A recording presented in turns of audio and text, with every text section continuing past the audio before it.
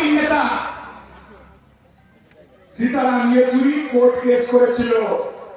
Sitaram Yechury court কেসের মাধ্যমে গোটা দেশের মানুষ জেনেছে বিজেপি কর্পোরেটদের হাত থেকে ইলেকটোরাল বন্ডে ৬,০০০ কোটি টাকা নিয়েছে, আর তৃণমূল কংগ্রেস ইলেকটোরাল বন্ডে ১১০০ কোটি টাকা নিয়েছে।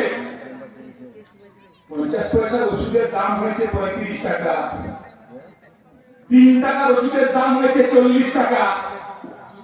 যে সমস্ত ওষুধ কোম্পানির কাছ থেকে বিজেপির নেতারা টাকা নিয়েছে সেই সমস্ত ওষুধের দাম বেড়েছে, আর মমতা ব্যানার্জি টাকা নিয়েছে ওই সিএসসির মালিক ওই তাদের কাছ থেকে, পুঁজিপতিদের কাছে।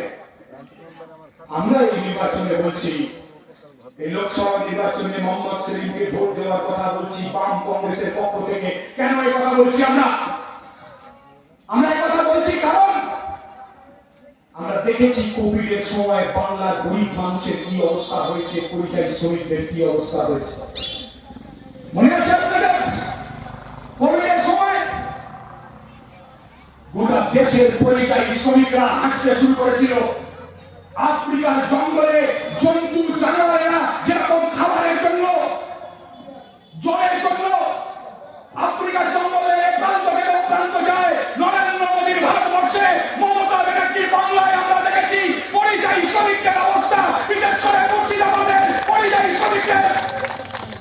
আপনি ভুলে যাবেন পূর্ব মেদিনীপুরের শেখ সোলেমান তার ছোট বাচ্চাকে সুটকেসের উপর বসিয়েছে, আরেকটা বাচ্চাকে কাঁধে করে তুলেছে, বউকে নিয়ে সুটকেসের উপর বাচ্চাকে বসিয়ে হাঁটছে।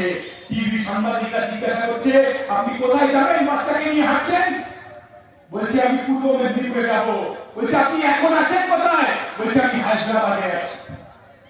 আপনি ভুলে যাবেন মুঘলসরাই স্টেশনে ২.৫ বছরের বাচ্চা,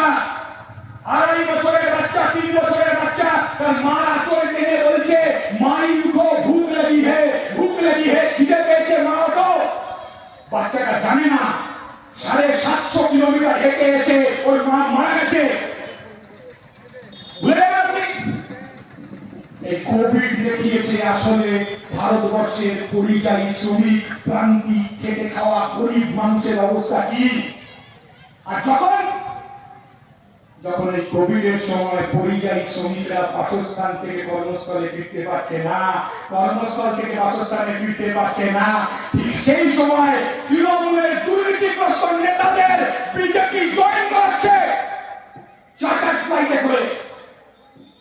কে বিজেপি কে তৃণমূল? হ্যাঁ, সকালবেলা বিজেপি, রাতের বেলা তৃণমূল, পরের দিন সকালবেলা বিজেপি। ২০২১ সালের নির্বাচনের আগে ওই যে হাওড়ার নেতা রাজীব